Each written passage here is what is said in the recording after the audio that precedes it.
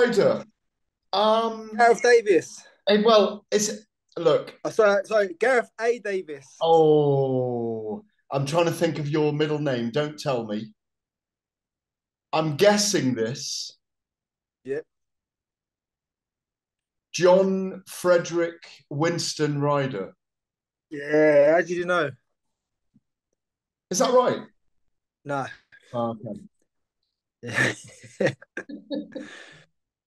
We'll never know now. Give us the That full. that will remain that'll remain one of life's great known secrets. Okay. Okay. Fair enough. Yeah. Um, look, look, I just wanted to. I want to take you in a complete circle. Back to the Callum Smith fight. You fight Callum Smith. He goes on to fight Canelo. Many of us felt that you won the fight that night. You would almost certainly have got the Canelo fight. That was what was moving towards. You go around in a circle. You come back. You're the underdog on paper against Zach Parker. Yep. But in some people's books, I had you. I picked you to win it on experience, on points actually. Okay, yep. Um, and or to old man Zach. And now there's the prospect of Canelo coming to the UK for the first time to fight, potentially against you. First of all, do you think that's realistic, and how do you feel about that? Um, yeah, I feel like obviously after the Callum Smith fight, I felt like I'd really earned that shot. And I spent 2 years during lockdown pretty much following Canelo around the world. I was on the Golovkin undercard the night before in Miami when he was fighting in San Antonio against Callum Smith. So I was there or thereabouts if anything should have gone wrong. And then I was also out in Dallas for Canelo against Billy Joe Saunders. I wasn't there as a backup. I was there just to build a profile for myself and take the fight in and the sights and whatnot. But I've been there or thereabouts for the 2 years during lockdown. But now I've gone in. I've had a great year this year, beating Danny Jacobs, a great fighter. Then going up against Zach Parker for the WBO interim title and the mandatory spot. And listen, I'm in a prime position for a shot at Canelo, which I've really earned. So I deserve this fight. I didn't ask Eddie to say the Emirates or London. Um, I thrive off being underdog. I'd always go to Vegas, Guadalajara, Acapulco, wherever to make this fight happen. But I now feel like a deserved challenger to this title, and I want this fight next. Yeah. Well, Eddie did mention Emirates. Obviously, you're an Arsenal fan, and it would be amazing to have a big. There've been boxing matches at Arsenal's football ground before the old Highbury. It'd be great to christen the Emirates with you and Canelo. Eddie did mention it on Saturday night, even though he was at Dillian White and Jermaine Franklin. Obviously, you were in kind of enemy promotional territory on the other side of London. Um, I was all represented in credit to Matchroom and Eddie. I'd had Frank Smith at the presser and the weigh in, and Ross Garrity come fight night. So Matchroom represented me well over the course of this fight. So I can't complain too much. Talk to me about the fight on Saturday night. We got those early rounds, and then Zach has shown you his hand, and he's got a break in it. He's very uncomfortable. He knows he can't go on in his mind. Was Talk me through your experience. You're there. You're the man in the arena. You're the man in the ring. You're the man who that's all happening around. What's your reading of the fight up to that moment, and then what happened? Well, I gave Zach the first round. I mean, 9 times out of 10 in my fights, I'd give the opponent the first round because I tend to just have a look, try and feel someone out. Um, but watching it back, the fight kind of caught a light a bit in the first round. We did have a few exchanges and whatnot, but I'd give Zach that round. Then the other 3 rounds were second was close. I think I started gaining momentum in the third and massively in the fourth. I think I'd started walking him down more in the fourth, where I was just holding the ground. I think I started walking him down more in the fourth. It was tricky with the side to side movement, but I felt that over the course of 12 rounds, he would burn himself out with just wasting too much nervous energy. At fourth round, I felt like I really started turning the screw. I caught him with a peach of a double jab backhand, which sent his gum shield flying, and I felt that that was potentially a turning point in the fight. But then watching it back again, I see that he did throw a body shot, which I caught on the elbow. So that's potentially where the hand injury could have come. But I mean, that was mid fourth round. So I mean, he's not had a great deal of time to feel out the hand and see how it's going. I mean, he's a switch hitter. You'd think he'd come out for the next round and go orthodox and just feel his way through with a jab and attempt the backhand to see how it feels and whatnot. But listen, it's easy for me to say, but each of their own. He's in there. He's got his family to deal with. He's a new parent, and I don't question any man's loyalty or determination. But this is the biggest stage of his career, and I mean, if you're talking up fights with Canelo, you've got to be willing to go to the well and really produce on these nights. Did he? What did he say to you? Just said his hand. He said his hand was gone. There was a lump on the metacarpals, but just it was like I think he just said it was crunching or clicking when he was tensing it. So I'd say that he's probably chipped the bone in the metacarpal or something or whatnot. I mean, I think it's probably one of the most common injuries amongst boxers. And obviously Joe Cordina's he's had his hand operated on since his last fight. So yeah, very common in boxing.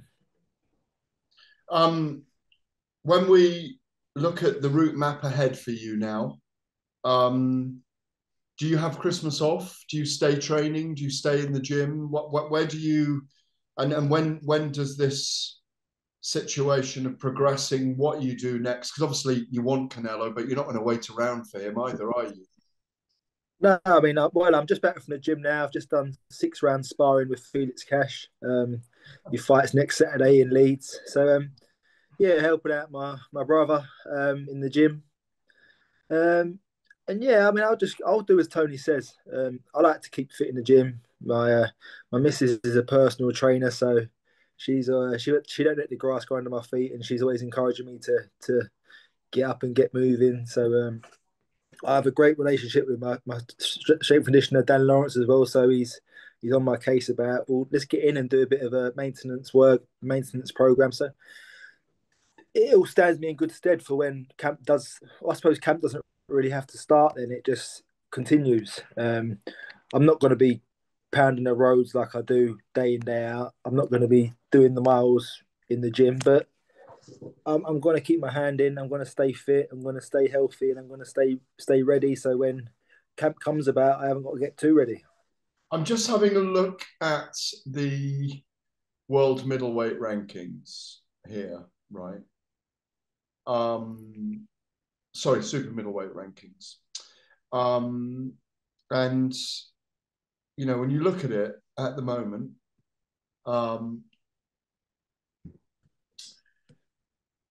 there's Demetrius Andrade, Caleb Plant, who's obviously in a fight, Edgar Berlanga, Eric Bazinian, Aslambek Idegov, Giovanni De Carolis, Paulus Nigelonimu, Heffron Mark is at 11. I'm kind of looking around and just wondering, let's say Saul Canelo Alvarez does wait for that rematch with Dimitri Bivol, or they organise that Bivol rematch. Where else can you go if you wanted to stay busy? I mean, presumably you don't want to wait till June, July to fight, or do you? No, cool. No, not at all. I mean, even May would be a push. So say 6 months from now. So no, I wouldn't want to wait that long. But if that fight comes about, then for sure, yeah, we'll take an extended break over the Christmas period and get back into camp early New Year. But listen, like I said, there's other options. The Edgar Berlanga fight is still there. The Jaime Munguia fight is still there, and I mean that's them fights are still there because we took the Zach Parker fight and got this title and got the win. So Munguia is obviously number one with the WBO and WBC at middleweight, but would he come up then, or would you catch weight with that?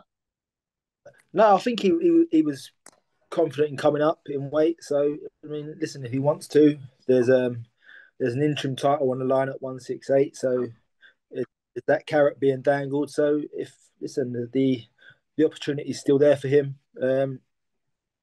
But as long as it makes sense for me, then why not? But we'll talk to Eddie after the weekend and see where we go from here. Really.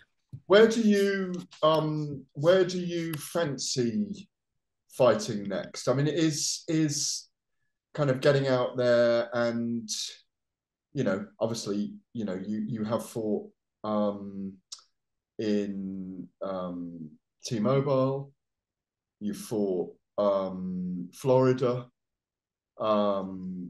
Is America still a place where you want to fight? Do you want to fight back in Vegas? Do you want to headline there? If Canelo was T-Mobile there, would you do that? Or, would you want to push for him to come here? No, listen, I mean, in my career, I always wanted to take my career stateside and headline shows there. So I've been lucky enough to be on a undercard for an interim world title out in Vegas, but to go out there and to be the top of the bill on a Vegas show on Cinco de Mayo weekend would be huge. Right. Obviously, the carrot was dangled of it being at the Emirates or the likes of Wembley, but listen, I mean, I'm not the A side in this fight. I get that, and you've got to be willing to give some things up as the underdog. So listen, if it's not UK, which I would love it to be, and Emirates especially, then why not Vegas? You're 35 in July. Yep. We know at super middleweight, you're probably at the peak of your powers as well. You haven't got miles and miles and miles in the clock. You're not like a guy that goes into wars all the time. Is there a finality? Is that, we talk about those different phases of a career sometimes. You're in that phase of your career. I remember when you didn't talk when we spoke to you in the media. You're a very contained man. I wouldn't call you shy, but Yep. in terms of like you don't take the microphone and sing like Tyson Fury after a fight. That's nah. Well, you wouldn't want to hear that. Not good for no one. You're not a karaoke guy then, John, no? I probably am, but just yeah, I'm not a very bad one. Select a very bad one, yeah. But what I mean is, you're in that last. I'd say I'm not saying this. You may want to go on forever, but your last 2 or 3 years of your career in terms of elite level. For sure, yeah. Yeah, for sure. But you're very comfortable with big fights now, very comfortable in front of the media. And maybe it is that time where your story gets told again about how you're doing the doors at Christmas that you won't be doing this year to make an extra few squid. Or maybe you will. I don't know. I certainly won't this year, that's for sure. But no, I think I've found comfort in it now. I feel like I'm where I deserve to be in this sport. And yeah, I embrace it a lot more now than what I did. It was I don't know. I felt like I was winging it for a while and didn't deserve to be at the top table. Did you really feel like you were winging it? No, not so much winging it, but like I think you said about shy, and I feel like I've really grown into it now. And listen, I think it's quite humbling and heartwarming when you see someone who's shy and doesn't want to say too much, but people get bored of that. So they want to hear you talk. They want to hear you tell people what you're going to do and how you're going to do it. So I think I've found comfort in it now. I'm never going to be the one to tell you I'm the best, I'm the greatest. I make medicine sick. I'm so fast I can turn the light off and be in bed before it goes out. I'm never going to be that kind of person. Who would ever say that kind of thing, John? Come on. who in history would ever say that? Yeah, exactly. But I'm confident in my own abilities now, where I can talk to you about it and sit in a room full of people and tell you, I'm up for this fight. I've trained hard and it's all because I have done it. I have trained hard. I leave no stone unturned. I've got a great team around me. I'm filled with great people, whether it be Tony Sims, Dan Lawrence, my partner Nancy. We've got a great thing going on. Yeah, like you say, I mean, you're not saying I'm the second coming of Muhammad Ali, but you've done the hard yards, you've done the interviews now, because I know, because I've got to know you over the years and to know your story, know you well enough to be able to be very open and transparent and maybe ask you probing Well, questions.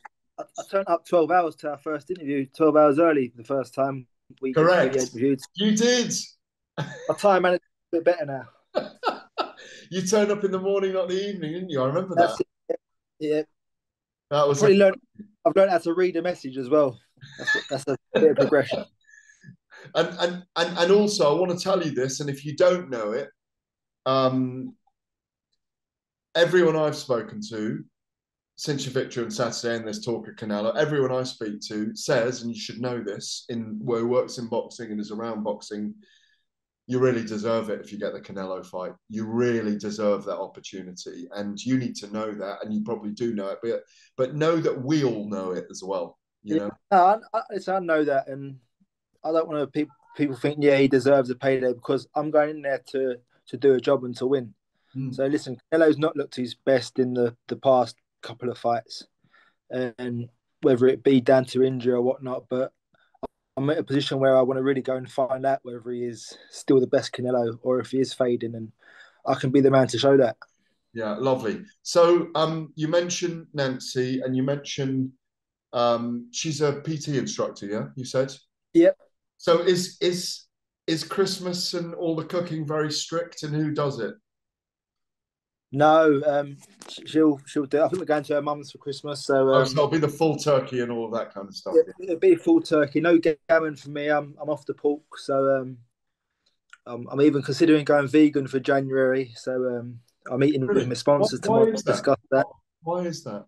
Well, my sponsors, Well Hydrate, come at me about it yesterday, so we're meeting tomorrow to discuss it for their January campaign. So Right. listen, if it works, then why not? We'll give it a go. So I'm you up can for deal with trying new. no milk and cheese and butter and meat, and you can and no fish. You can deal with all that. Yeah. I don't know. I do love an egg. I'm very much a poached eggs on toast in the morning kind of guy. So Yeah. if we can make allowances, I'll see. But yeah, no milk. I'm onto the soy milk already. Taking Tony Sims's advice on that, and I'm no milk. So yeah, listen. Hopefully, it won't be too hard. You mentioned Tony. I want to give him a mention here as well. You've been with him for a long time, and he's very much I won't say a father figure, but a mentor to you, and a kind of father figure as a trainer. You're the age of his children. He's my age. We forget that you're still young men, even though you're in your early 30s, early to mid 30s. Um, if there's something you've taken away to get to this point where Tony's guided you, what would you say that sticks in your head from Tony from that guidance? So Tony is a consummate professional. With all that's been going on in the last month or two, I've never felt that Tony's attention's at one point ever been away from me. He's been fully focused on a sole purpose of doing a job on Saturday night. Um, and I felt I've had 110% of his attention. But I also know that Connor has had that as well. So Mm. his management, his camp management, his home life, his family life is managed to an absolute T. And listen, Tony deserves a great deal of credit for that, but his family also deserve a great deal of credit for it. His wife, his children, just for allowing him to be the man he is and for allowing him to be the best he can be to bring the best out of us. Lovely words, John. I really appreciate your time. Congratulations on your victory, and hopefully soon we get an announcement of your next fight. And if it's Canelo, Cinco de Mayo, hey! 5 de Mayo, tío, contra Canelo de Guadalajara, Jalisco, Mexico. Oh, I can't do that. Well, I did a degree in Spanish. That's the only reason I could do it. So Oh, fair enough. John, thanks for your time as always. Great to see you. I hope to see you out and about and around as well in the coming couple of months. Yeah. Yep, sure you will. Definitely.